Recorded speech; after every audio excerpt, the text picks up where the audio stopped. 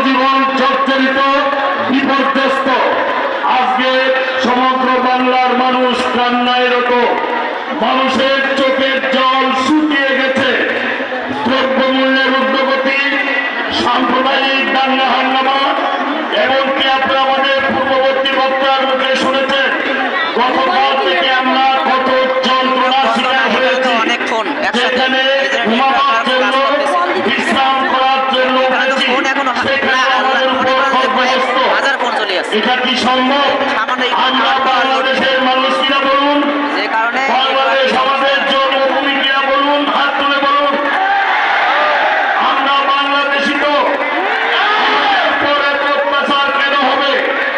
আমরা গতকাল আমাদের একজন অধ্যাপক কুশল বরণ চক্রবর্তী প্রতিষ্ঠিত সনাতন বিদ্যাপীঠ একটি সভা করতে গিয়েছিলাম বেগম রোকেয়া সেই বিশ্ববিদ্যালয়ে।